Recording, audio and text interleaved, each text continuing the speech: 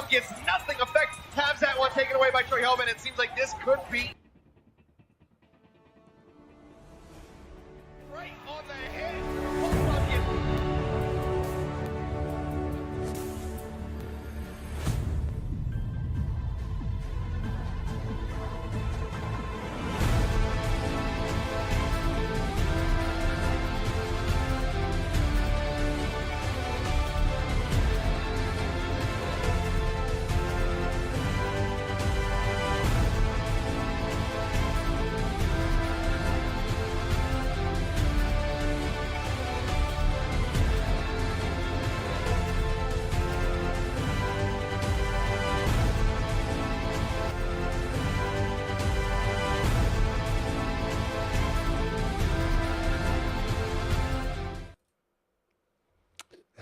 Hello and welcome to the Overwatch League Recap, a talk show focusing on the Overwatch League.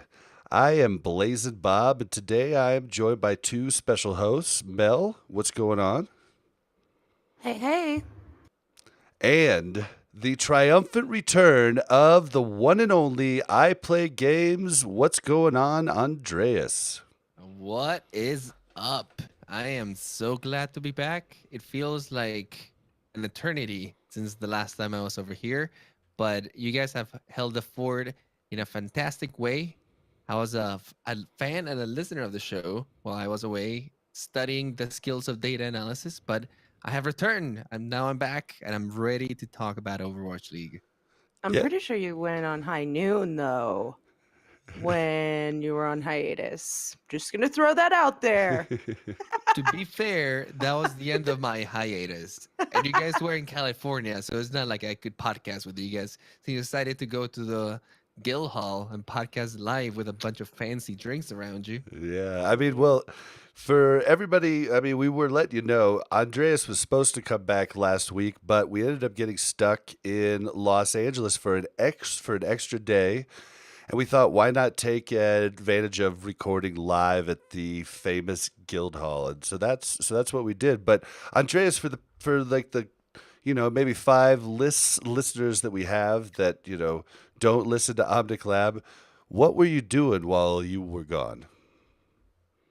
Sure. I went back to school. I did a data analysis boot camp at Georgia Tech. I took some time off to hone those skills. I was very interested in getting into the whole programming and using data, especially to look at things like Overwatch, right? Like Overwatch is a game that is ripe for data analysis. And I think that some of the strongest teams in Overwatch League right now are teams that have been incorporating that sort of analysis into their gameplay and their coaching. And just such a diverse field that you can go into it. And I've always wanted to get my feet wet into programming. And I thought that was the best way to do it. I just finished the course. It went really well. I graduated. Woo! Yeah. Woohoo. But yeah, now I'm ready to maybe start using those skills for some Overwatch analysis. Hopefully, I can bring some of that into the show moving forward. Well, we are definitely excited for that. More to come on that later.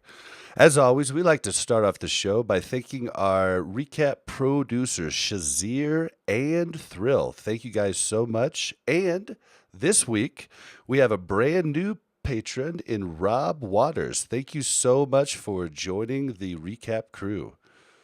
Whoop, whoop. Whoop, whoop. And then also, we have been talking about it nonstop. Our new player interviews. We have them at the Blizzard Arena. We're going to have them every week, almost every week, probably. We have 5 out now. A 6th will be out tomorrow. We have people like Linkser, EQO, AKM, Zachary. You guys should definitely check it out. We are unable to push them to the audio feed, so check out our YouTube by either going to YouTube and searching OWL space recap, or the link will be in the show notes. Please give us a sub. We are very close to our custom URL. Also, if you haven't joined our pick'ems, you should try and do that. Although it's a little late now, but we will be doing them each stage. So go ahead and get in now, get some practice in, because remembering to do them is half the battle. Yeah, and also some of us are just really bad at them, so there's no way to say that you couldn't win now if you joined. Just saying. Yep. And that link will be below in our show notes, or you could just go to highnoon.gg and click at the top right leagues. We are one of the featured leagues there. So you can just find us there and join. Tonight we have news and we have the week 2 recap and maybe a little bit of a look at next week. But without further ado, let's just go ahead and jump in, guys. So first off, the Overwatch League actually announced what happened with the tank fusions for the Boston uprising. Basically, like they knew that you couldn't play someone more than 2 games in the Overwatch League, and without them not being able to return to contenders. What they didn't know is the late addition to the rule that states anybody who played over 2 games in contenders the prior season can't play more than 2 games in that next Overwatch League stage. So even though Fusions played a couple months ago, he's still subject to that thing. But Mel, you were saying that you heard that they were looking into bringing Fusions up to a full-time contract. Yeah, and Silverlook, you mentioned this applies to Elk from Philadelphia too. So keep that in mind. But Fusions was the big controversy, right? And they're in negotiations currently with Fusions to get him a standard league contract, which may negate this rule. But basically what they were trying to avoid is stacking your contenders team this season before Al starts and then just calling up all your players into Al, right? Like that makes sense. And it's not like the teams didn't have access to this. It's just kind of something that went overlooked. And Overwatch League did apologize that they didn't catch it until right before the match.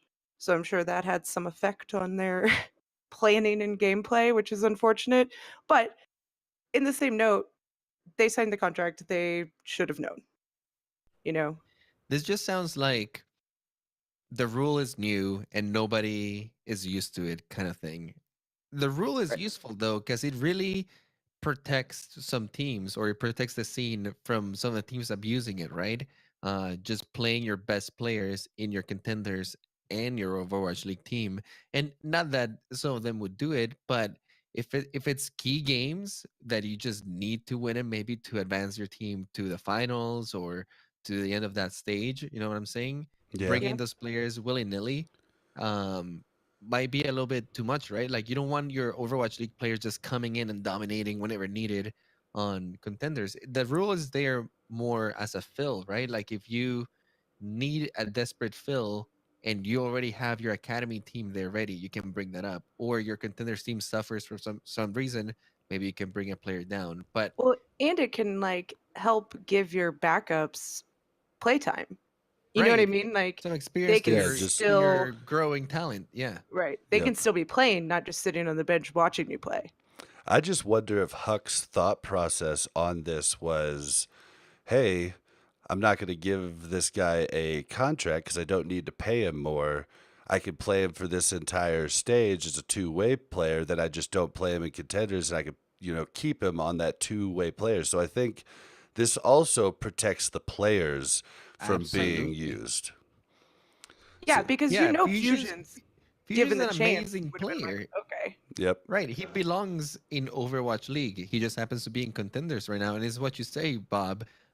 If the teams have the ability to keep one of the best players for half Cheap. of a third of the salary that you're paying your other players, like why wouldn't you do that? Just good business, but not for the player. And we should look out after those things. Those players should be protected, and this rule is effective against that. But it just sounds like the rule is new. Nobody's too used to it. Nobody was paying attention to that until the very last minute, where everyone was like, "Oh For sure. shoot, they're gonna violate the rules." Fortunately, they got notified before they actually broke the rule, because then it would have been a little messier. But it does suck for Boston that the rule came a little bit last minute and they paid for it. You saw it in the matches. Mhm. Well, Yeah, but it's sorry, one last thing oh, go ahead. on that note, it's really good for Fusions in his contract negotiations that they lost to Shanghai the week he was out, and they did really good the week he was in. So Yep, good job, and Fusions. no They need him. Gamsu. I'm sure the conversation opened up for offering the full contract and maybe doing that mid-season because of this. They realize we're not gonna get anywhere without this main Oh yeah, tank. for Yep. sure. But yeah, I think everybody was confused on that rule. We were, I think most content creators were. Everybody was like, I don't know how that works. So it's good to have a little bit more knowledge into how that actually plays out. But Mel, you were saying that T-Mobile may have leaked the season 2 grand finals date? Well, so they came out with a giveaway to send somebody, the winner, and somebody of their choice to the grand finals, and they put the dates. They didn't say where it was, so we still don't know that. And it could just be an error. It could have just been What's the date? it says September 29th. I mean, that And sounds it's a about right. 2-night trip, September 28th to the 30th. So They don't say to where, that though, makes do you they? think. No, they don't, but it makes you think it's probably somewhere in the States, right? Because you're not going to give away a Yeah. 2-night trip to, Korea. No, that gets a little trickier. You got to deal with Yeah. visas and the whole thing at Right. that point. You can't just be giving away that kind of trip. But it's in the US, and the dates are suspiciously close to where the finals would be. 2 days Sure. is enough to maybe like fly him out, watch the finals, and hang out with the teams or something. So, Yep. I wouldn't be surprised if that is it. You Yeah. did not hear the leaks here. Hey, I Excuse didn't. me. You did hear me You here. did hear the leaks Come here. I here didn't for all of leak the it. leaks. Yeah. I didn't get this privileged information. I just told you about it. I am corrected. So ESPN and Comcast launch esports focused partnership. Do you want to take this, Mal, or do you want to take this, I play? I'll take this one. It's just that Comcast Spectacor, oh gosh, and SK Telecom announced a formation of a joint esports adventure. So they're going to basically come together and be operated out of Philadelphia, Seoul, and LA. And it's basically just it's just two big names coming together and giving esports kind of a bigger platform, I think. Like, are they gonna televise some of the games or do some advertising for it or try to run events locally? Hold on. Those are some really big media companies, though. Are those so Comcast owns a team. I just always forget which team it is, right? Fusion, I think. So that would make sense, Yeah, they Philadelphia. said Comcast owns Fusion, and the Fusion will retain their branding and operate outside of the T1 umbrella. Interesting. Well, that's all stuff that we all probably don't care much about, but it's good. It's good for the league. So I don't know. This might be some really cool stuff because that means that there's outside brands that want to start taking advantage of the OWL name to start kind of promoting themselves, put their And it's brand out there esports in to a new general. demographic. Yeah, I think that they see the value of it because Overwatch League keeps getting sponsors, and now you have these sponsors and owners of Overwatch League franchises trying to do their own events with that brand. I think that that's really good. They know that there's an audience there, and now they want to start making their own events. Sounds like it. Right? It says something like Comcast Spectator sees competitive gaming as a vehicle to build an international brand on the level of European football, right? Like Manchester United. Absolutely. And it is. It is. Gaming is one of the most international things that there is because everybody plays online and nationality kind of takes a second place online, right? It is whether you're good or you're not. And the internet makes it possible for you to play with anyone anywhere. Right. yeah. You mentioned people putting on their own events. Something that was kind of cool. If you check Dallas Fuel's YouTube channel, they had a watch party at their new esports Overwatch League Arena. I'm sure it's going to be used for a bunch of other envious things, but if you look at it, it's got like the Overwatch League. It's got the seats side by side. I mean, it looks like just a different version of the Overwatch League stage. It's really Oh, cool. very cool. It'll be Yeah. They'll interesting to start making see. kind of like similar stages throughout the U.S., so you get a similar Right. experience no matter where you go. Yep, because it It'll be looked like they it'll be still had the LCDs up, not wrapping around the whole room, but above where you would see all that different stuff.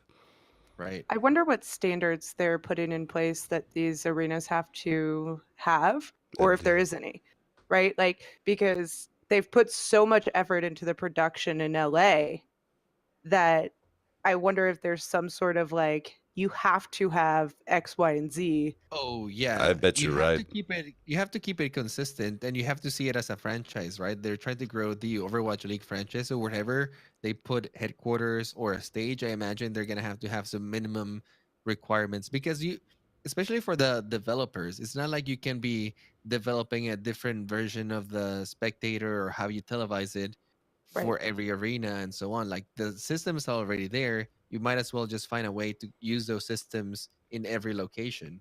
Yep. Hmm.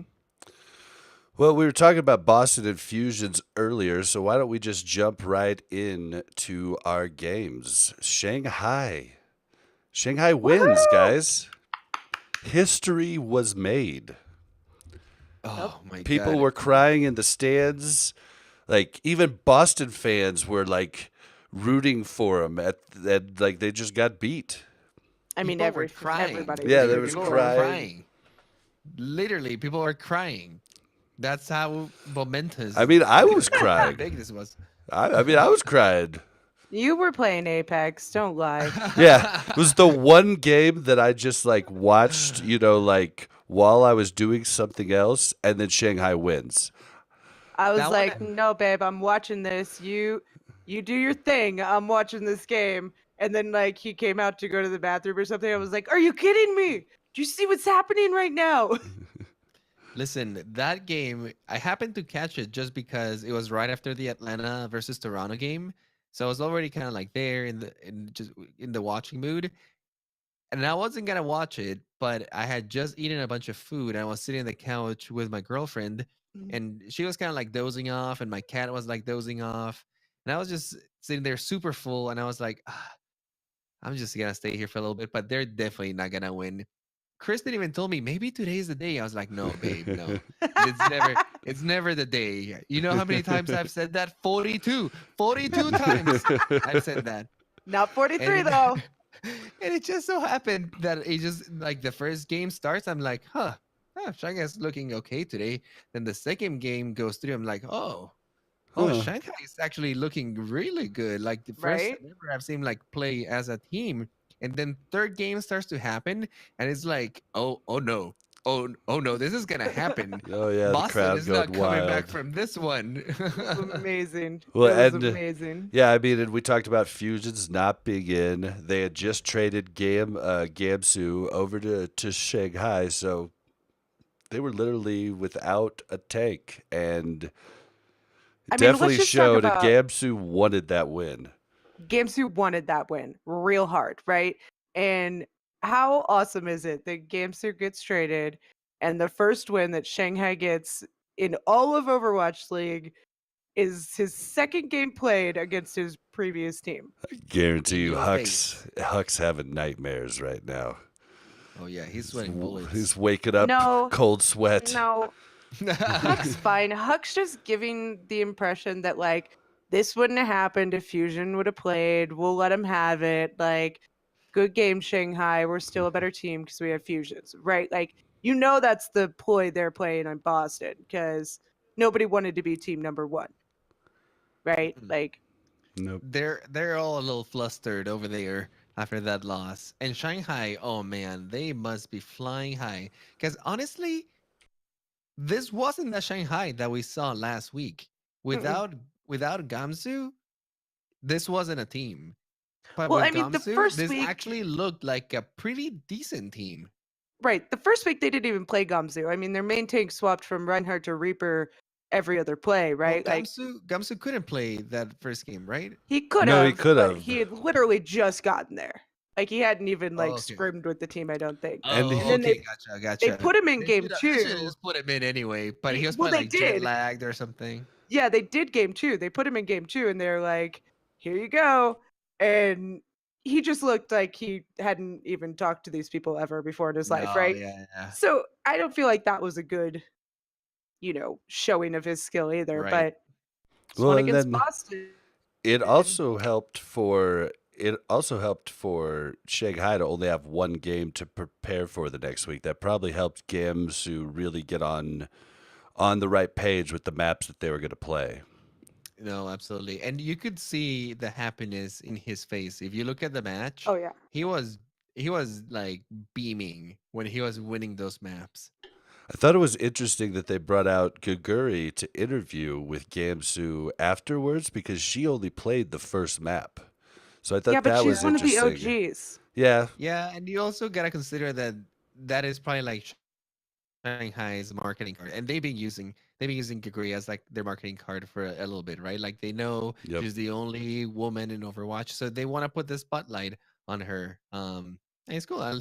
Some people enjoy it, but I think I that mean, they the video of they her do play that card crying, often. the video of her crying. Did you guys see that? No, I didn't see I that. missed that. Oh my god, like right after they won, there's like this video of her like crying and like so happy. It's like the happiest, saddest thing you've ever seen in your whole life. Well, Dude. if you want to talk about the happiest and the saddest, let's talk about Fusion Week 1 compared to Wait. Week Before 2. before before we move on though to fusions, I just wanna do a big mention to BKB. He was the somber player for Shanghai BQB? Dragons Yeah, or BQB. BQB. Yeah, Yeah, BQB. because it should be BBQ barbecue, but it's not. It's BQB. Okay, BQB. That's his name.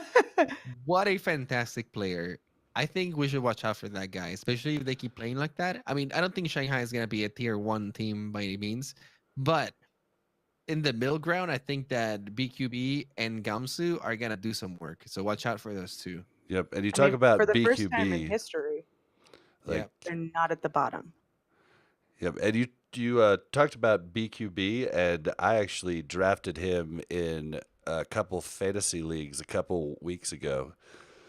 So yeah, I just Keep him, dude. Keep him. yeah I think he's gonna be a performer. yeah we'll just have to see, but. From first to worst, best team in week 1, worst team in week 2. The Philadelphia Fusions are good Philly and bad Philly's back, I guess. Yep. I mean, good for Mayhem. And they played Fuel the second day. So, I mean, that's only, Fuel's consistency only happens on the weekends. So, I don't know. They looked like chickens running around with their heads cut off, like they had no idea what game we were playing.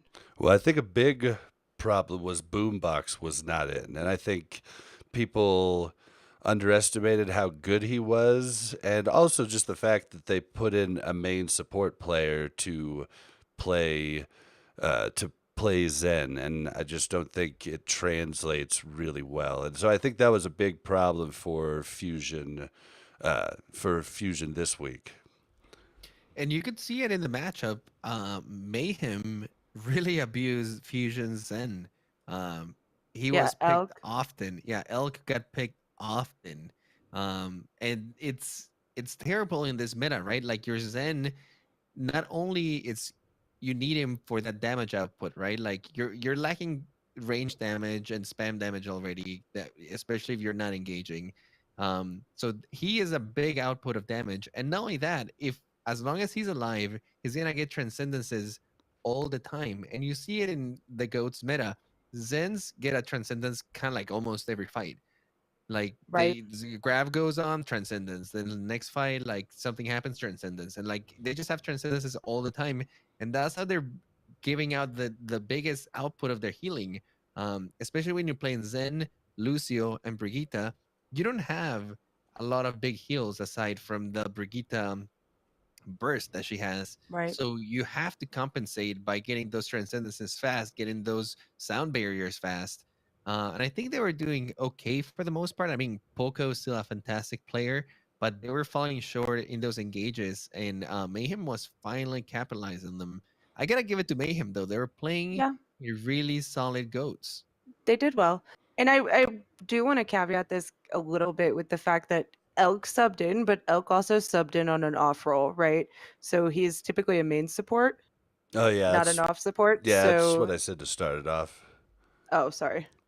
Um, But yeah, so I mean, cut him a little slack. but Yeah, no, it's I mean not to also bash that guy, but it was noticeable that that was kind of like their weak side in this match. well, Yeah, and if your Zen gets picked off first, that I mean, you're really all your only big damage is Zarya, and she needs those Discord orbs, and positioning is Your so whole team's hard. damage goes down for every hero if Yep, Zen dies. Because it's not only Zarya, right? Like everyone who hits that Discord target is getting a damage boost, basically. yep, and that the being said, most of the positioning. teams know that Hold on, let though. me finish my point. So that's why the positioning is so key, and a main support position is very different than the Zen positions, and I think that was the biggest problem. And Yeah, not that either, but like if somebody attempts to attack Jonak, Jonak just turns around and kills him, right? Because like that's his hero, that's his territory. He knows how to deal with the threats, not only by his great positioning, but just like by his sheer ability in the hero. And like if that's not your hero, you're probably not going to have that. And that's kind of like Zen's powerhouse, right? Like he becomes so strong when you're good with him because you can take those fights and you can win him. right. Yep, I and think we have to look at too that most teams are recognizing that Zen is a squishier target and that she needs to be taken out first, right? And typically, if you're running against a team that maybe has a Winston goats going against your Rhine goats, lots of times Zenyatta, I mean, in a lot of the games, Zenyatta was the first one dead, right? Because that's what they're trying to do. They're trying to kill Zenyatta Right. or Zarya. But if you kill usually Zenyatta, then you can more easily kill Zarya. usually they're going for the Zen when they have the Sombra in there, and Well, yeah. the Sombra's waiting for that kill, but. We'll see. Like when Boom comes back, we'll get a better idea of where Fusion is at. But Fusion looked a little rough without him. But the Mayhem did beat him. The Mayhem beat them, but then lost to the Chengdu Hunters this week. So they went 1-1. It's not bad from their 0-1 start to start the week, but I don't really have much to say about the Mayhem except that I'll keep watching and see what happens. I think Yeah. they've improved. They have a much better core. The two teams that looked the worst last season, Shanghai and Mayhem, don't look as bad this season, at least from a mechanical and team play perspective, right? Like Mm, last season, you still had Tavik, you had like Logix, players that are mechanically really good, but the team always looked disjointed, right? Like they were not able to pull off strategies whenever they tried to combo things. It didn't quite land. It just looked really sloppy, like you were watching, some comp team that a six stack just like kind of put together of really good players. But this time around, I'm seeing some fantastic team play, moving together, using combos well. So I at least like that. You can see that the management has done some serious revamping, and the team has kind of like gotten their stuff together a little more. yep. What about you, Mel? Do you have anything specific to say about the Mayhem? I mean, only time will tell. They had one good game. And I mean, their game against the Hunters was good, right? But their game last week was abysmal. So I don't know. I mean, they went 1-1. Next week they might go 1-1. I still think they're going to be bottom mid of the pack there. Yeah, I Yeah, I think. don't think they're gonna be number one anytime soon, but Yeah, I probably think it. bottom middle of the pack. They've improved.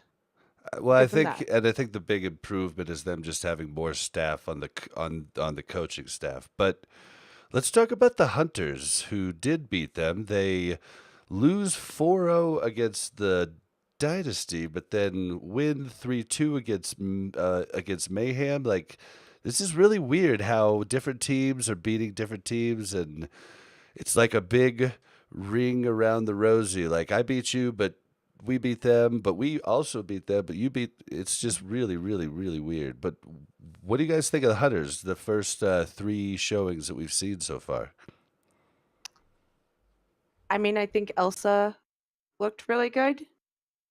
I think we got to see Bacon Jack, which is just a really cool name, so I was excited about that.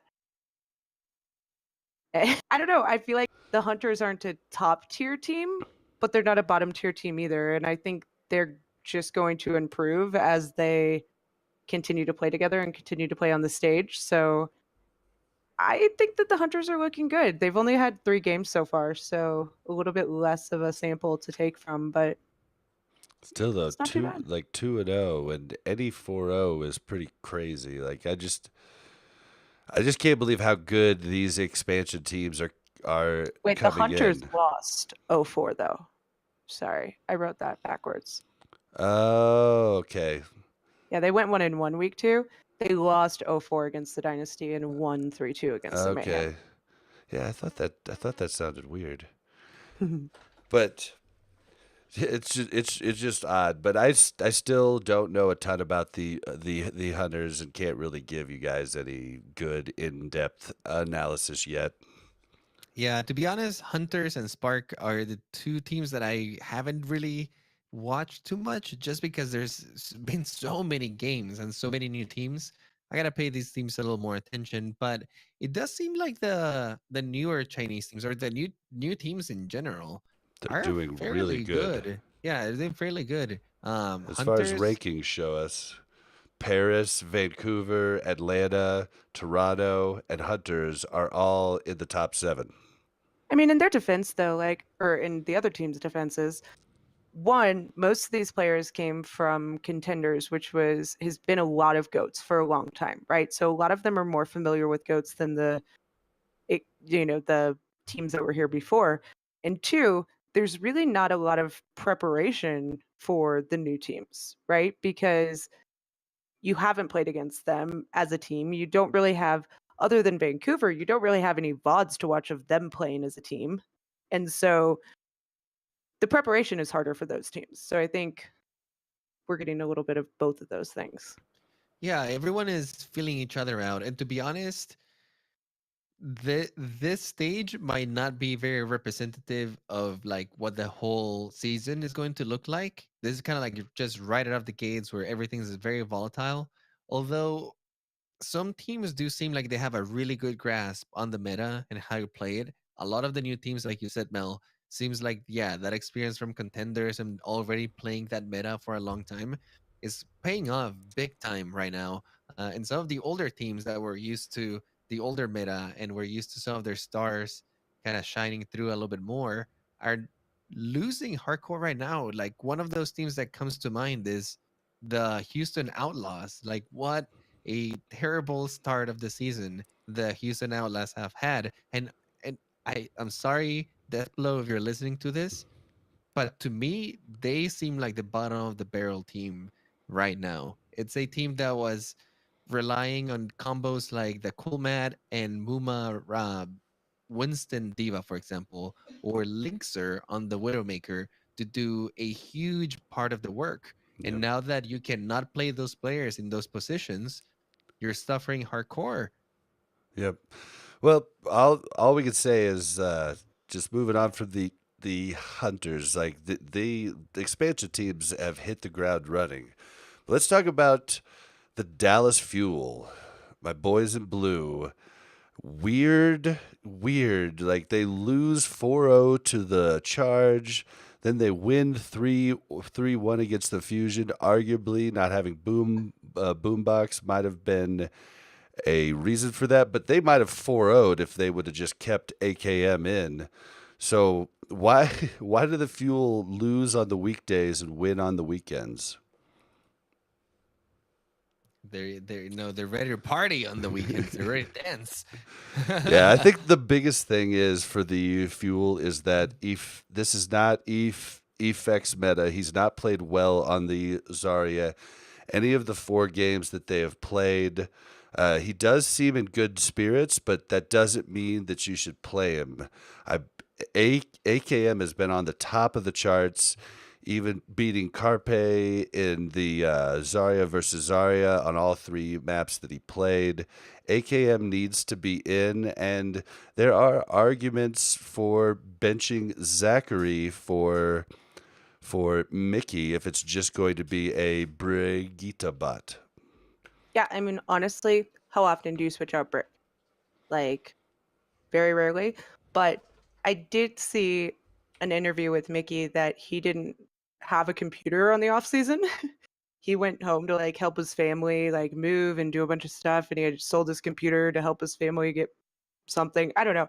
But like, so it could just be the fact that Mickey's very out of practice, right? And maybe he's getting back into practice, and maybe it is something they'll explore later on. But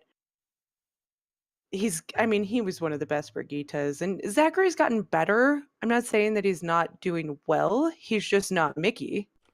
Well, And it's his kind of like the Spitfire have to take profit off of Brig because he's a better Zarya than Birdring, but he's also a better Brig, right? So it puts him in this kind of unfortunate situation. Zachary's a really good DPS, but his Brig play has definitely been questionable, and I mean, he self admits he doesn't like playing Brig, and if you don't like something, you might perform a little worse than you normally would as well. And I'll tell you one guy though on the fuel that's really impressed me is RCK. Getting diva bombs constantly, he's in the right spots. He's just been a monster, and even in the games that they lost, like in that 4-0, he was the only bright spot on the team for most of those games. It was rough. Him and what's your main man's name? OG. Main tank player OG. OG. Oh yeah, OG is good. OG and him definitely look like they're the only ones kind of holding their weight right now, and I think it's the same symptom that Outlaws are suffering. The star players that Dallas had last season that was kind of banking on this season are not there to play for them. Like Taimu, nowhere to be seen. Zachary's there, but like you said, he's not the Zarya player, the Brigitte player that you're looking for. Mickey is not even visible anymore, and the best diva that they had, Seagull, is now gone. So I think that for this meta, at least, Dallas is gonna have to revamp some things. Is gonna have to, I don't know, find a different lineup. I think. Well, I just don't the know. I biggest think thing they've is got all the keep pieces. just keep AKM in. AKM was just a monster on the Zarya and can flex to whatever. The Zarya flexes first, so I mean, think AKM's a keeper for that. but they still But is he went. enough? Is he enough? Because you need the whole package for goats. Like your goats is as weak as your weakest link, and it's very true. With some other compositions, you can get away with certain heroes. When we had like the dive meta, right? Like if your Widowmaker was just popping off, she might be enough to just like outright win you that match. But now with goats in those battles, for example, the infamous Spitfire versus Vancouver battle, right? That just lasted forever. Like 14 ults were used or something like that, and nobody would Yep. die. You Yeah. need your whole team to Well, get stuff done with goats. the ones who get those big, like when you see those big diva bombs, I mean, the majority of the time it's a Brigitte or a Lucio that's making those big plays happen at the right time. Right. So yeah, even if you're Poco, your diva bombs might not be landing unless you have the help of your team to kind of like, pull them through. Your Lucio booping somebody out of the shield or booping the Reinhardt so that they die, or your Brigitte. I mean, there's so many setup plays that you can do with goats. Right. Yeah. Well, I guess I'm wondering too, though, like I look at AKM and you say AKM is the answer, but they still went 0-4 against the Charge with AKM playing 2 of those games. So I don't know that AKM is the complete answer. I think him being in there more consistently will help with just their cohesion as a team, right? Like swapping in and out, him and Effect, I think is a very different play style. So that makes things even more difficult. But I'd be curious to see what happens if the Fuel only play one game in a week, because I feel like they over prepare for the second game of the week and under prepare for the first game of the week, or whichever one they think is going to be Gonna harder. be harder. Right? Yep. definitely, definitely, and that brings us on to the Charge, who also went 1-1. They 4-0 the Fuel, and then they lose 2-3 against the Titans. They destroyed the Fuel, and then Titans barely take it. So Although to be fair, Titans are looking like one of the strongest teams right now. Like their Hmm. goats is really, really, like really solid. well Like then let's just go ahead and talk about the Titans.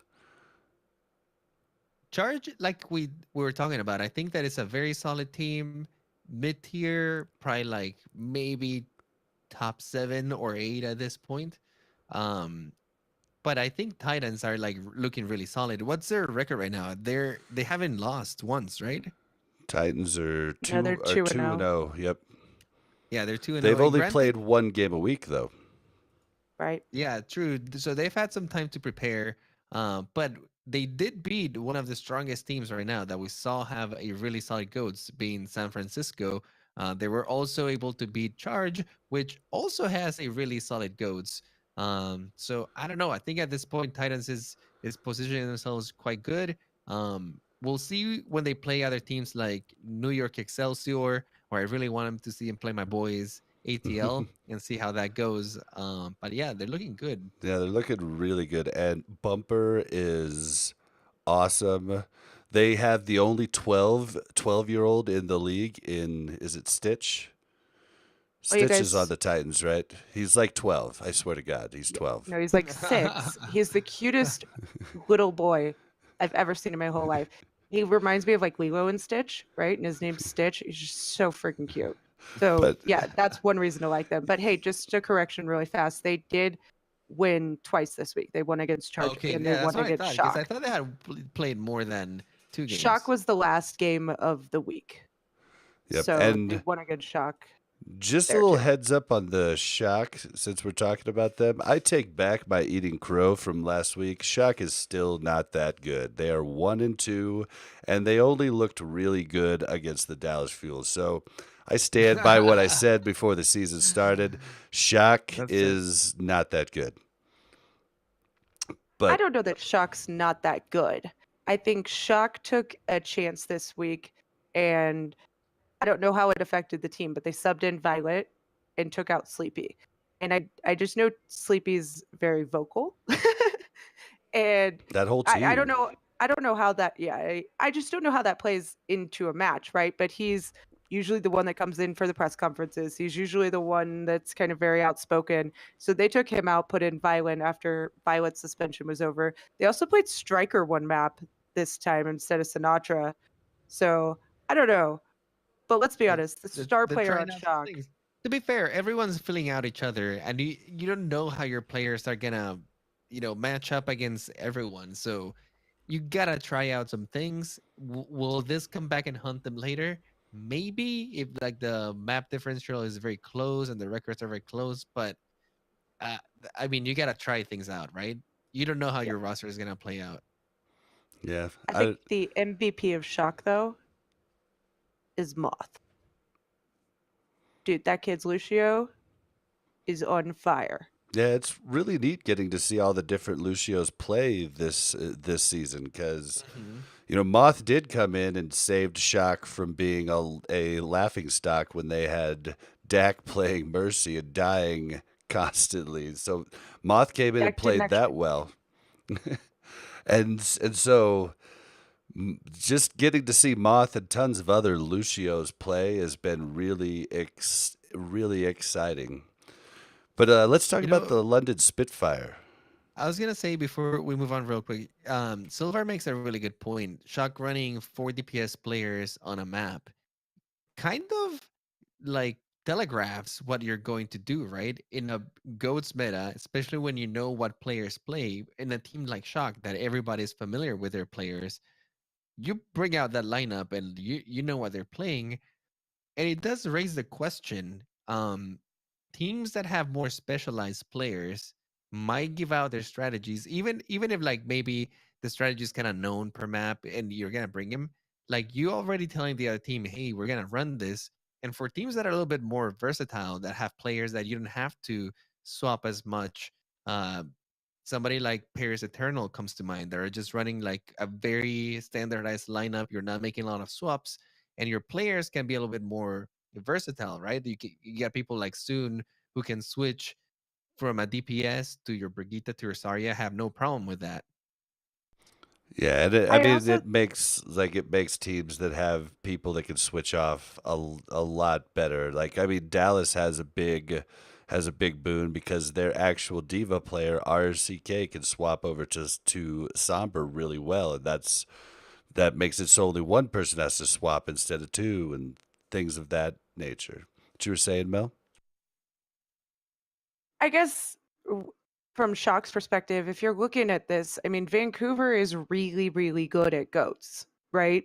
So whether you're transparent or not, the only way you're going to outplay them isn't playing mere goats against them.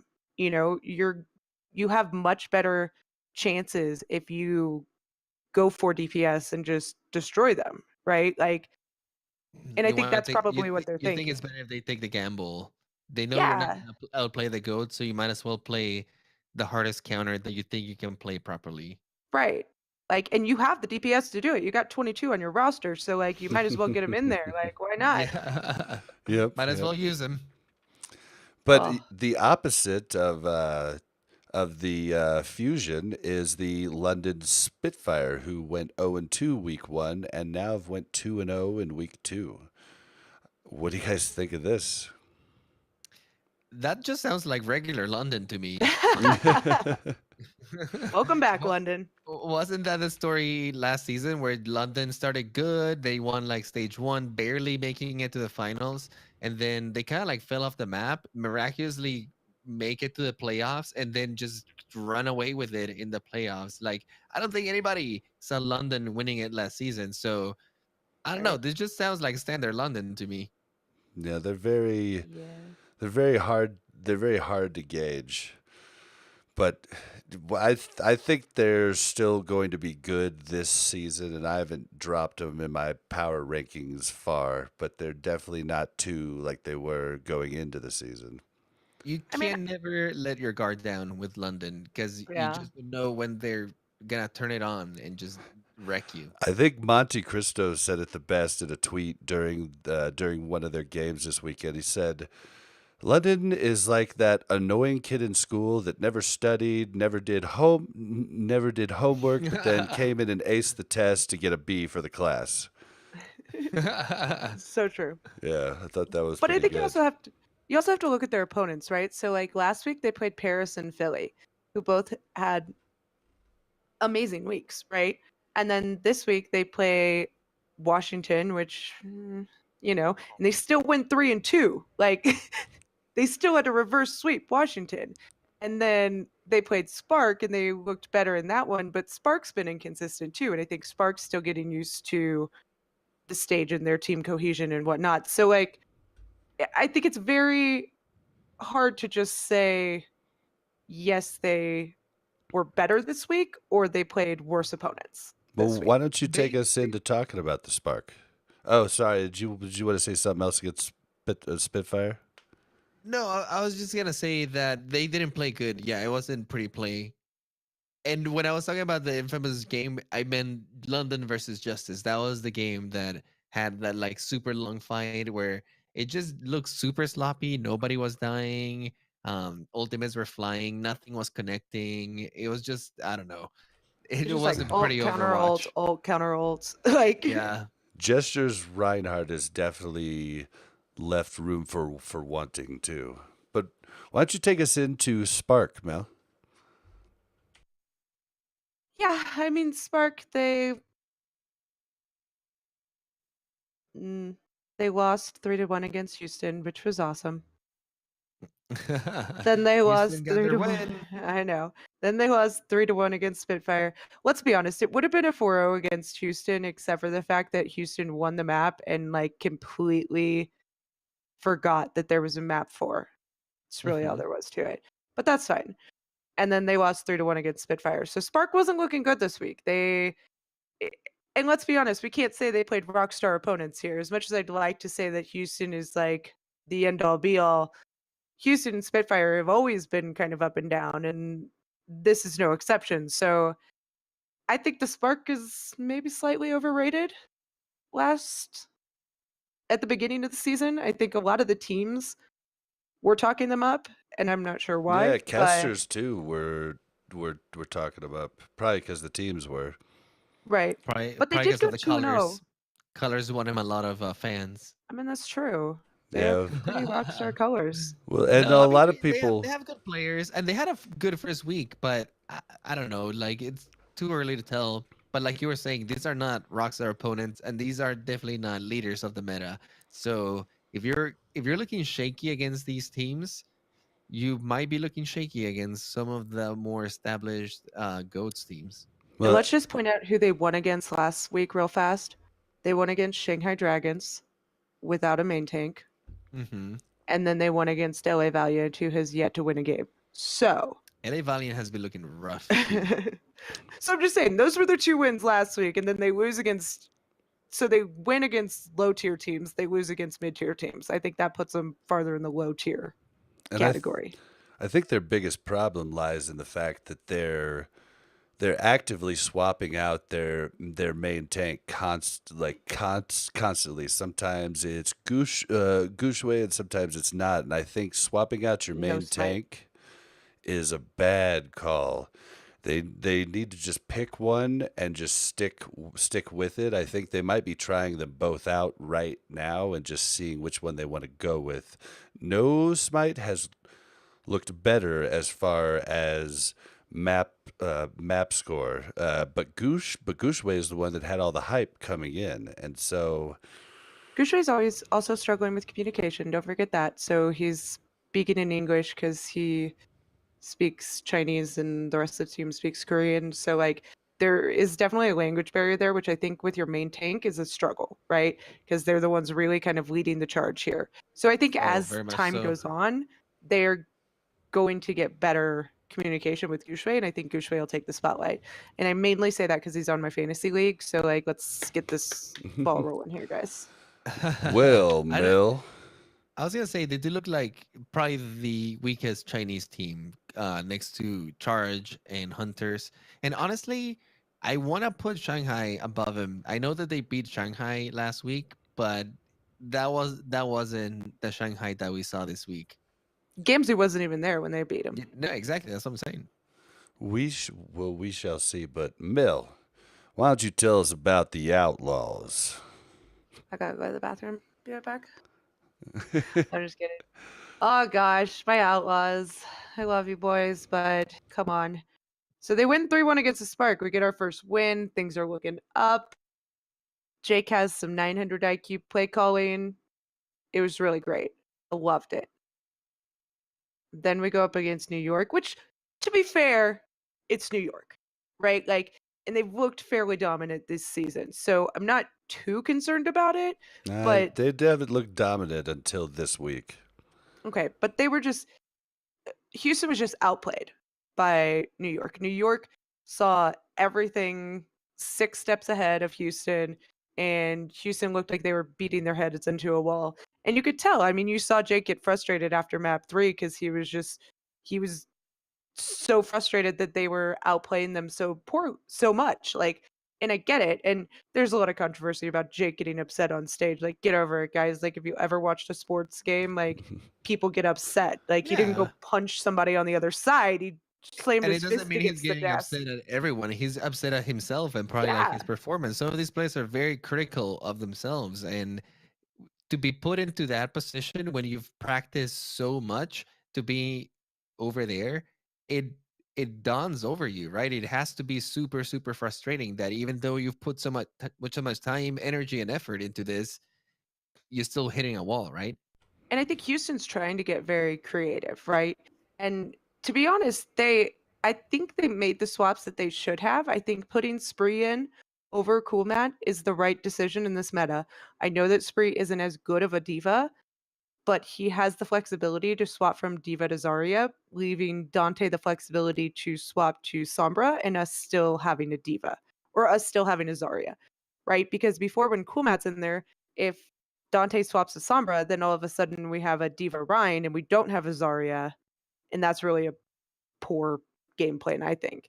And then putting Jake in over Linkser, I know there's controversy on this one way or the other, right? Some people love Jake, some people love Linkser, some people want to see either one. But I think Jake is a better Brigitte. He doesn't give you as much flexibility in the DPS roles, but like he pops off on his Sombra's pretty good. His Pharah's really good. His Hanzo looked pretty good. So like I think Jake and Spree, I think if they can keep that lineup, I do think that they will make more success. And I think swapping links are in and out here and there for some Widow play action, but other than that, Jake's Brigitte I think looks better than Linkser's.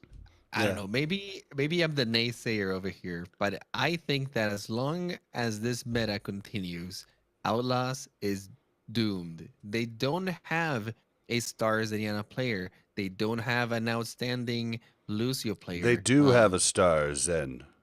His name's Bonnie. I don't know, but Bonnie hasn't impressed me that much. Bonnie hasn't played.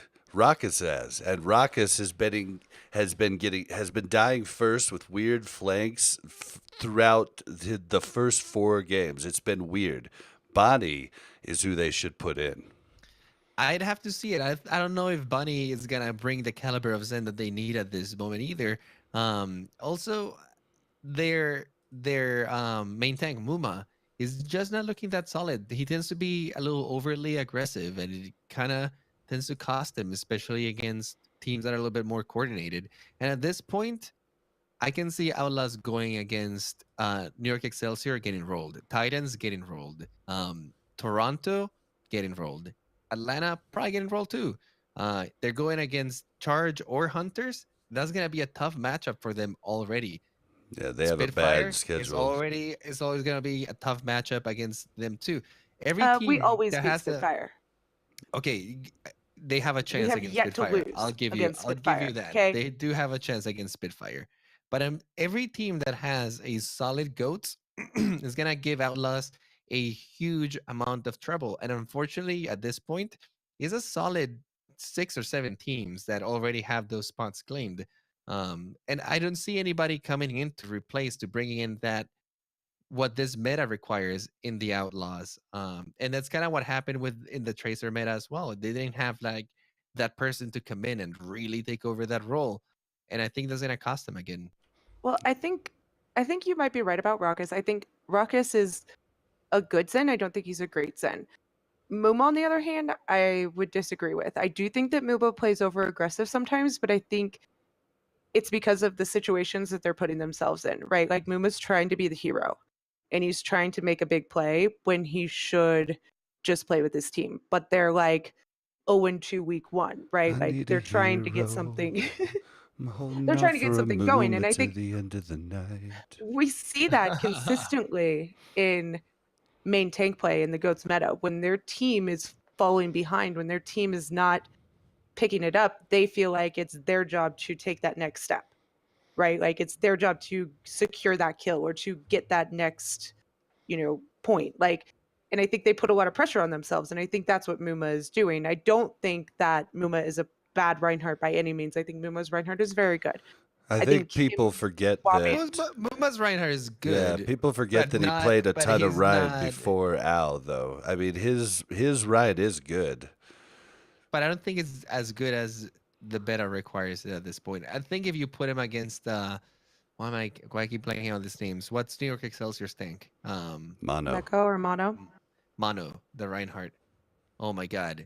Please look at that guy. He is textbook Reinhardt goes. Like, but what makes hold on. He's not though. He's only looked good this last week. He did not like NYXL's. I think the difference between last week and this week, NYXL looked like they had chinks in their armor. But then after that game with the Outlaws, Jonak's back. Jonak's stats were pretty bad for week 1, but he is back and in charge. Yeah. They're really bad for one of the games, and then mediocre for the other game. But These two games this week, Jonak's back and Meko and Mono, like you were saying, look amazing.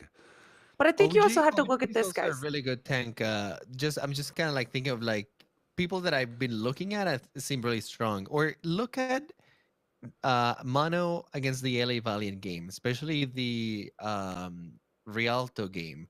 And it's just amazing how he manages to stay alive when other Ryans would just immediately die. Like the way he can prevent damage is almost like he has a sixth sense on when to block and when to like be defensive and when to retreat and when to get really aggressive. Like he didn't die for so long in so many situations. That's why I think he's really good. Just from like watching some of those matches, when I'm watching other matches and seeing some of these Ryans just get chunks of health taken out of them and putting themselves in super risky situations. Some of these other But tanks, so does Mono. Mono puts himself in Yeah. those super risky But he situations. gets He just has saved. a team but that he saves doesn't him die. and backs But him he up. doesn't Yes, die. but it's But all that's about the not all team. Mono. That's not all Mono. And I think you look at the best Ryans and the best tanks in the league right now, and they're not the best tanks. They're the best tank duos or the best tank trios, right? Mono and Meko, amazing together, right? Along Put with Nene. Right. And Nene, yeah, amazing, right? But And like Joe Neck. you've got Muma in the lineup, who's the only consistent point right now. Dante's new, but he's consistent. And then they've been swapping out Spree and Cool Matt, right? So he's trying to learn how to play with these people. They've also been having Linkser on Brig and Jake on Brig, which is a lot of that burst heal that you need to stay alive in those situations. So how much of that is just the fact that, hey, I usually stay alive when I take this much damage, but Linkser's on Brig and doesn't know that I need heals when I rush in like this. Or, Cool Matt's on Diva and is back in the back line instead of up with me because he's used to playing in a more dive meta, right? Like, I just think there's so many things to look at other than just that individual tank play, because the individual tank play is only good. And that's the best thing about GOATs, is that it's not a single player. Well, It's all the players. you somehow Okay, got fair. us I will back to give you. I will give Houston, you but that. we're on NYXL, fangirl. What? I said we were on NYXL, not Houston I anymore. was still on Houston. Well, we do need to we do need to move into the Valiant though, because we are running a little long on time. Is there anything to talk about the Valiant? Yeah, Valiant. they're the worst team in the league at the moment at 0-4. What I think happened? they're trying hard. They're trying hard. It's not like they've given away these games. I think that they fought for them, but they're just coming short at the last minute. The game against NYXL was actually pretty back and forth. Yeah. I think you actually said it best. I play like it's Fury, right? It's the main tank of the Valiant. Fate. Mhm. Fate. Fate. Sorry. Furious the Diva. 4-letter F word.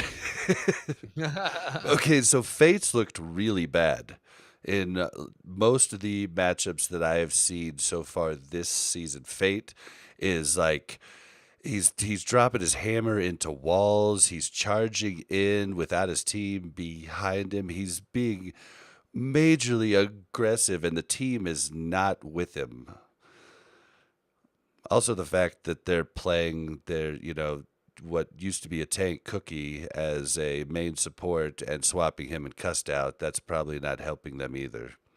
It's really weird. By the way, they're 0-3. Silver Loki corrected us. They went 0-1 week 1. That's my bad. I wrote that down wrong. They only played one game week 1. They played against Spark and they lost. I do think their games have been competitive though, like Andres was saying, right? They went 2-3, 2-3, and then 1-2. So they're not getting blown out. But I think Fate is suffering a lot of the same troubles that Muma is, where he's trying to make those big plays and he's getting out of position as the Reinhardt and the team's not backing him up. And so I don't know. I don't think he's that bad. To be fair, Valiant has gone against what I think are some of the top teams right now. Like Toronto is looking really good in this meta, and New York Excelsior is looking really good in this meta. And who did they play Spark. last week? Spark. Okay, Spark is okay. It's rather okay. So that They one, looked really good week 1. yeah, they look good week 1, but that's about it. But yeah, they've had some tough games, and I think that these games are gonna be, or these teams are gonna be kind of like the measuring stick for now, at least in this stage one. Who knows what's gonna come later stages with new patches, new heroes, but at least for now, these are looking like the top five, I would say. To give you my top five, not in any order, but New York Excelsior, Defiant, Paris Eternal, ATL, and probably Fusion, I would say. No Atlanta Raid, dude. He said ATL. Oh, Yeah, I said okay, ATL. okay. Hell yeah, I'm putting ATL in there.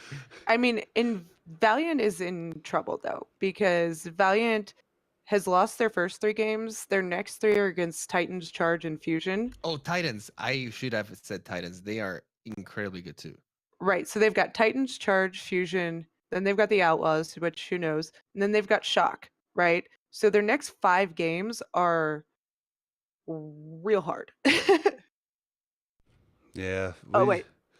our heart goes out to all of you LA Valiant fans.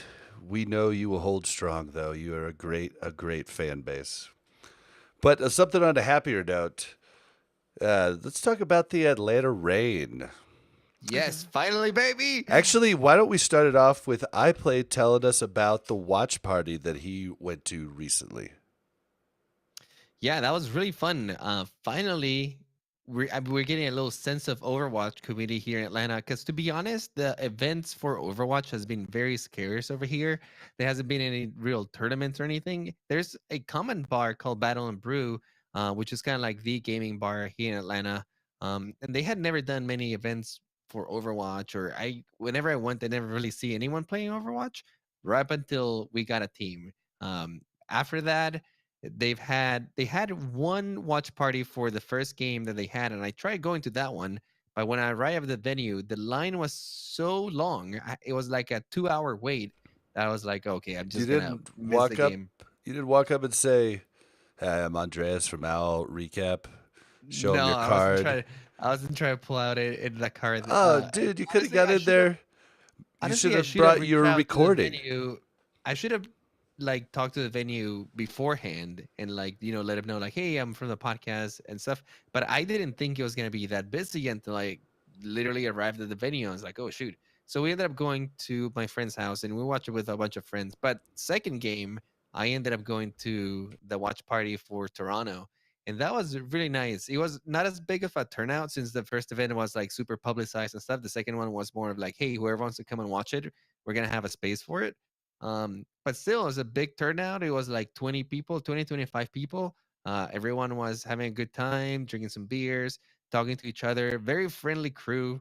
Um, I even added a bunch of them on BattleNet, and we played some quick play the other day. I was teaching some of them because some of them had never actually played the game, but Oh just wow. having a team for ATL, like was enough of an incentive for them to be like, you know what? I think I want to try to Overwatch. I like this. A lot of people that were watching the game also was the first time that they were watching Overwatch too, which I think is an awesome effect of these like local teams or having like that like locality, right? Because then people have something to root for and they don't even have to play the game. They just want to be part of it. Yeah, dude, that is awesome. I am jealous of you. I'm trying to work with like Ham Tornado and Bupasaurus and possibly do a Denver watch party for just to watch the games, like not specific to any team, but Right. we'll see if that gets going. But tell us It's a what good you time. think about your team, dude, and the start. Oh man, Atlanta, what a pleasure to watch Atlanta. My favorite team, not only because it's my city, right? But also with just like a fantastic, well-rounded team. Like players are good, they understand the meta, they're playing it well, they have showmanship, and they're not scared to use it. And I love that the team has a lot of flavor, like all over the place. How the team plays out the Fran, how they want to kind of like be a little jokey here and there. They're obviously taking themselves very seriously in putting in the practice, um, playing the right compositions. The management and Torb. whoever's doing the coaching is doing a great job. Um, but they're playing to their strengths and not only like goats and stuff, but yeah, bring out things like Torb and winning the crowd. Yep. And you have to realize that at the end of the day, this is a business too, right? This is not just let's play Overwatch for the fun of it, but this is let's play Overwatch as a business, right? We're trying to put out a show. We're trying to bring in fans. We're trying to make the fans cheer on stage and on Twitch and buy merchandise. And to do this, you have to do cool things like these. You know what I mean? And I don't know. I think they're doing it right in all fronts. They're also killing it on the Twitch, the Twitch bits. They Oh are yeah. killing it right now. It's because they pump up the crowd. I think it's the coolest thing. And I know I've said this, but like Dogbin standing up and like pumping up the crowd, like is the coolest thing. And I don't understand why more people don't do it. Like get in there, like get your crowd pumped up and wanting to be there with you. Also, did you guys see the Atlanta Rain bingo that they put out this last week? What you're talking about in the venue that they were playing, or like an official Atlanta Rain bingo? No. They like sent it out and they said if you take video of you checking it off, you can win a prize or something. And Oh, it that's like cool. it had all these things on it and it was like C9, Defrain on Torb. Wait, Uh I play this. I play yeah? this bingo at the watch party. They were handing it See? out. I didn't even realize that it was like an Atlanta Rain official thing. Oh no, you know what? Actually, it's an Overwatch League thing. But I was Okay. looking at it. I think Washington were the ones that put it out. My bad. It Okay. just Well, sounded like an Atlanta I was thing. I was playing a bingo at the watch party, so I don't know where it came from or if it was part of the venue or part of Overwatch League, but it had some stuff like that, like C9 or Diva Bomb gets nothing or NA production. It was a bunch of different Right. things. Dude, It was It's and hilarious pretty because I was awesome. like, in the middle of it, I was like, NA production, what? That's not gonna happen this game. And right as I say that, it pans out to like the camera that is behind the players, and the camera just like shakes wildly. And even the casters that are like casting it like comment like, whoa, oh, whoa, it's a little shaky What here. I was happened? like, oh, never mind, NA production. Oh my gosh. This is awesome. yeah, and Defran looks good, dude. He's like a freaking Overwatch savant. I mean, the guy looks just as good as I always said he was going to be if he ever made it in. Although I'm a little worried because just the other day on stream, he did say that he almost quit again. And the sports psychologist talked him down. He said it on stream. Come on, DeFran. Yeah, come on, dude. Come on. You could do this, dude. I Again, I think that think I don't know. DeFran's really good when they're high, and he gets really low when they get low. I just from watching his stream before, and it's not like I watch it that much. I'm not like super familiar with him. I've just only watched it, a handful of times, but he seems to struggle with some sort of like mental issues, Yeah, right? it's Like definitely they're not bad for him, but he does seem like he's a little either on the bipolar side or that'd he be might my have like some guess. episodes or some stuff.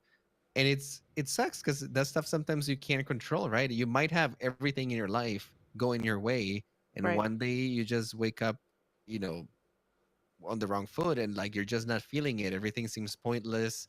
You don't even know what you're doing that stuff. And I think he suffers from a little bit of that. And sometimes people who are, like you said, Bob, like, and he's not like a savant, but He's Overwatch maybe that savant. his brain chemistry, the same thing that kind of like makes him have those emotions, is also the brain chemistry that makes him so good at Overwatch, right? Yeah. Maybe. I mean, I'm Maybe. just speculating here, but like sometimes people are that good at that stuff, suffer in other areas of their life, and I think he does. Do you guys think that they should be swapping out Kodak and Dogman, or would you prefer to see just one of them in there? A lot of people have asked me that, and honestly, Kodak and Dogman, I think, is not as big of a deal as is not bringing in Daco. And I only say it from the Toronto matchup because that first game, the game that they actually conceded, was the game where they didn't have a solid diva playing by their side. You had, I think it was Erster, which is one of their damage players, subbing for the diva in that map. And it worked out on the first point when they went like the Hammond with triple DPS, Mercy kind of composition, like the super mobile control map composition. It worked out and they won that map with that lineup. But as soon as they went into the other maps and they tried falling back to goats with that lineup, it looked like they didn't know what they were doing. Like for a second, I was like, oh no, did Atlanta forget how to play goats? But sure enough, next game they sub in Daco and they did put in Dogman again. And they look really good right away off the bat. So I think a lot of people assume like, oh, Dogman is incredible. Kodak is not that good. I personally think that Kodak is a really good player. Dogman might be slightly better on the Zenyatta, but I don't think it's as big as a loss as not having their main diva with them. Because as soon as they had the full lineup, they were doing great.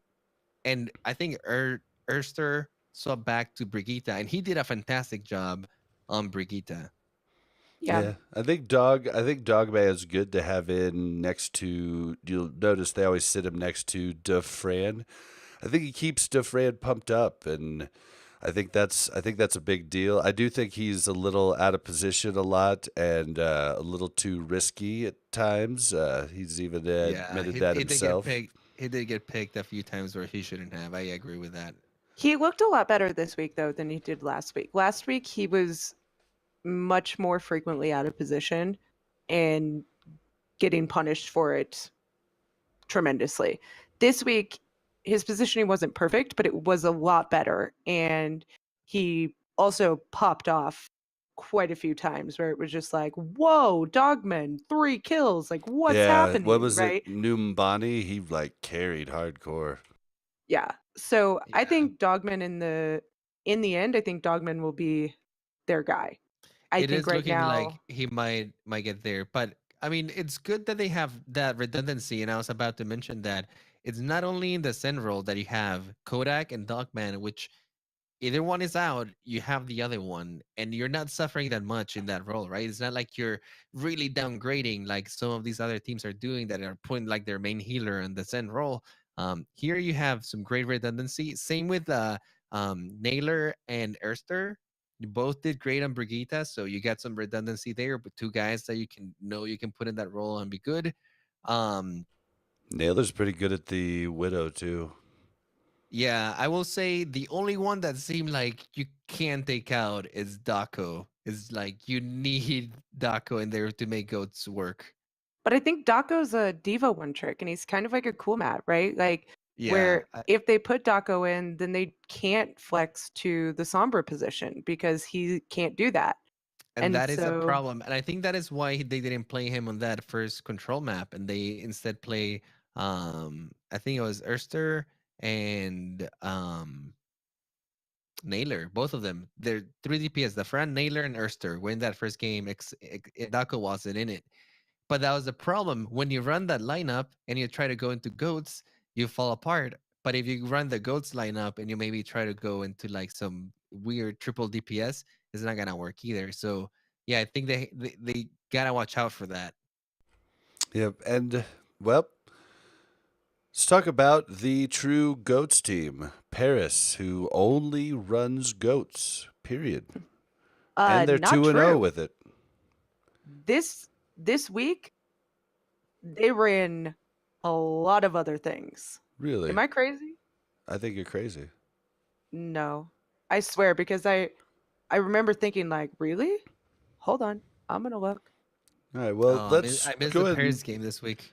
Okay, well, Paris has played goats tremendously. They've played it well. They've looked really really good. They went up against the Gladiators this week and took the Gladiators down, who are now at 1-2 also, which is crazy because everybody was expecting them to be really high up. It's very interesting, and I mean, if you think about it, there's only what is it, 7 games or is it 8 games per stage?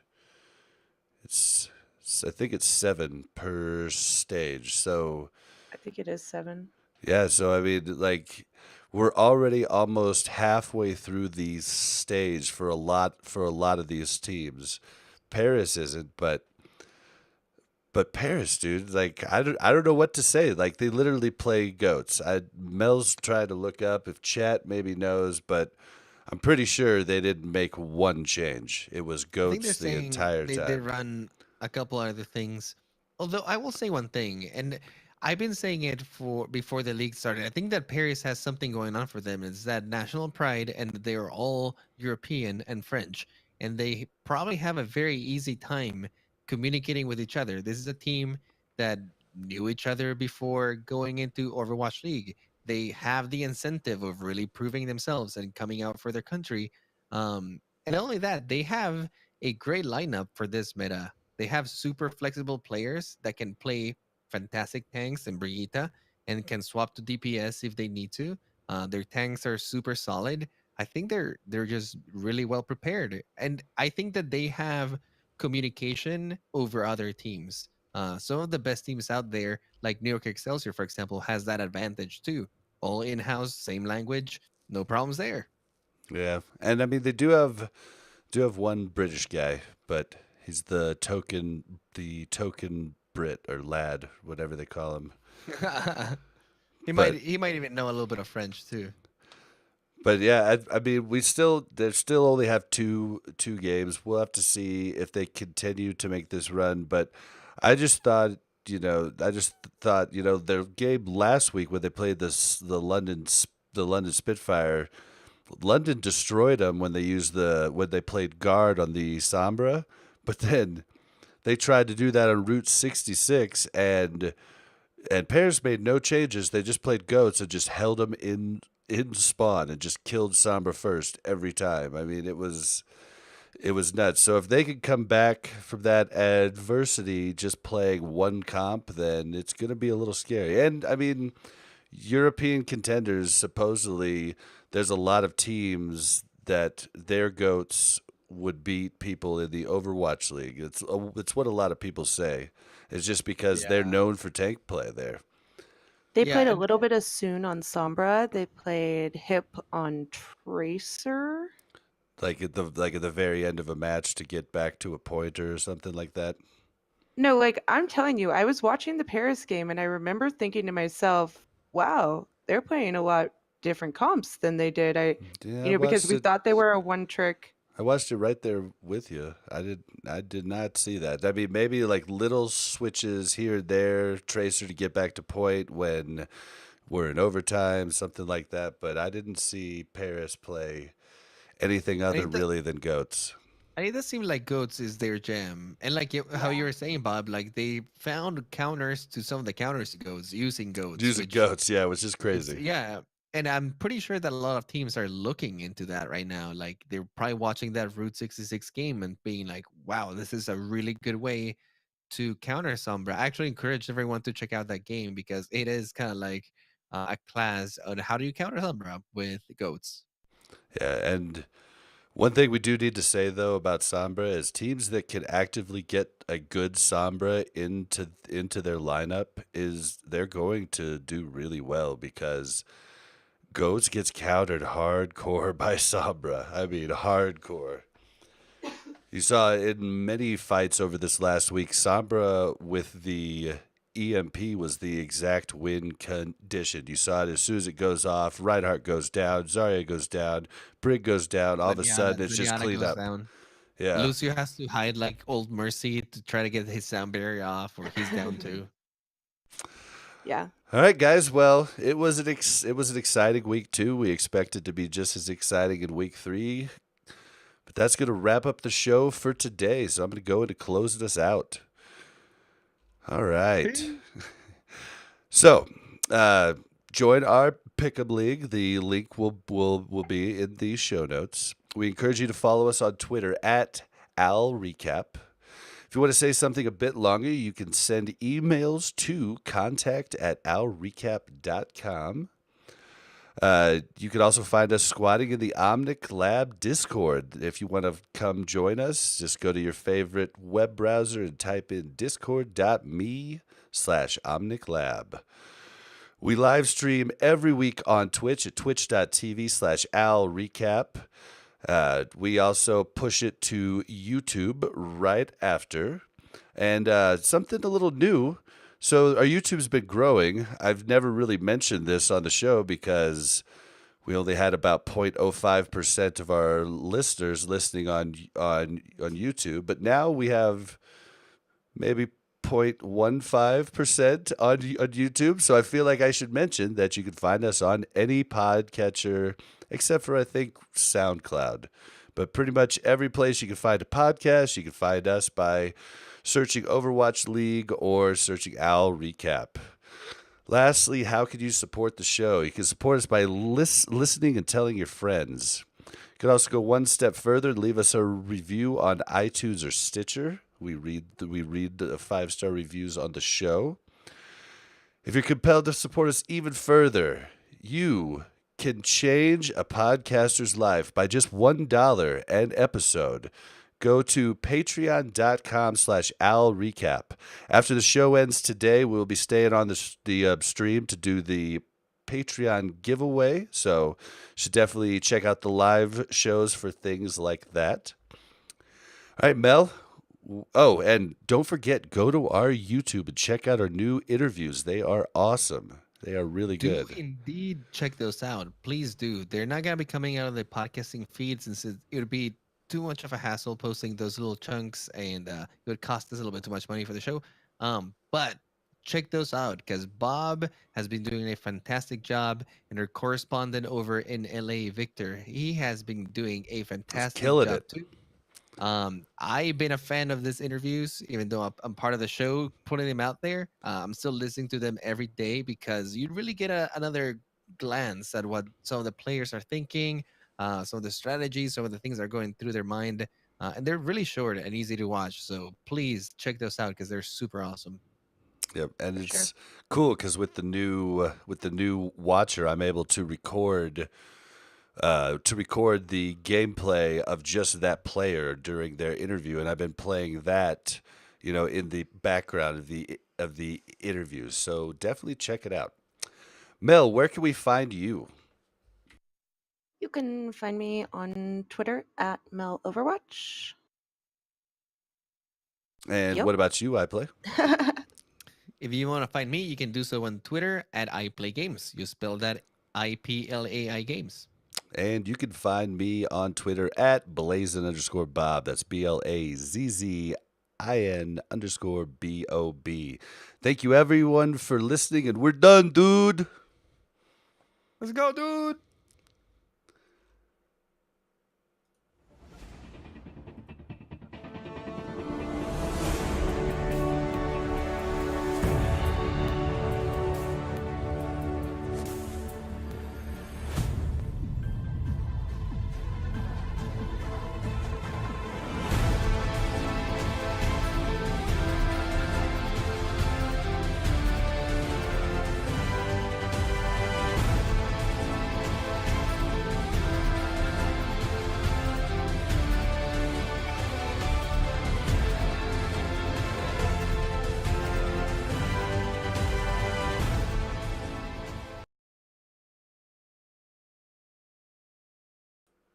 All right, we're back.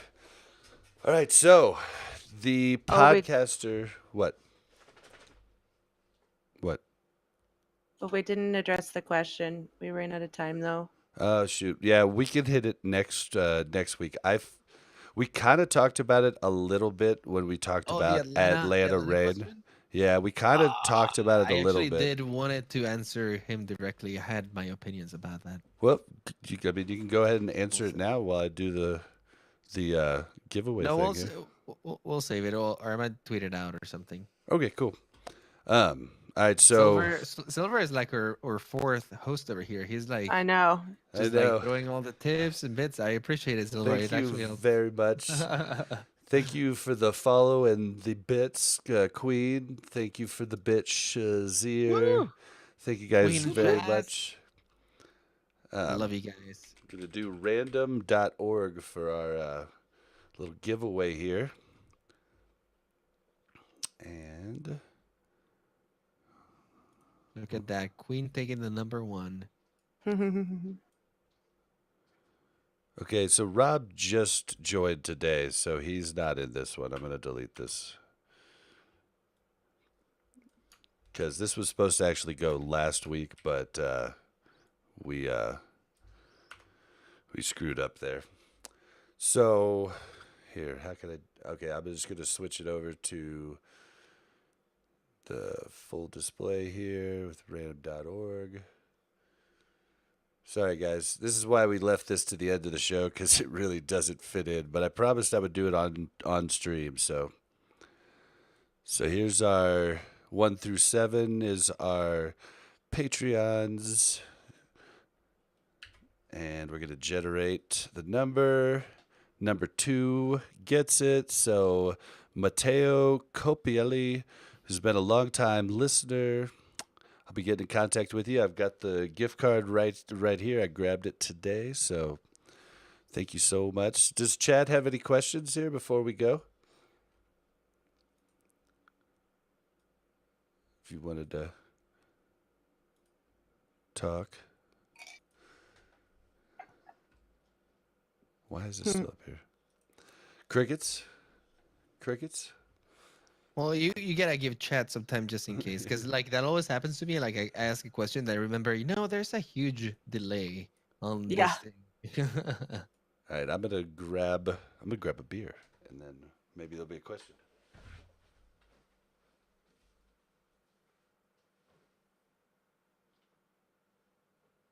It feels good to be back, boys. I had too much Overwatch League stuck in my chest. I needed to I bring bet. out.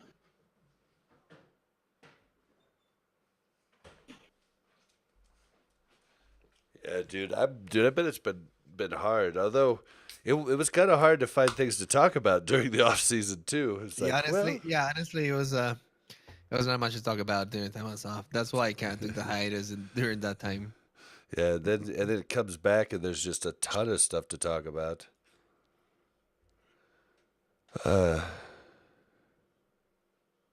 29K for map 1. Wow. Yeah, Fate's not looking so hot, Shazir. But there's still time.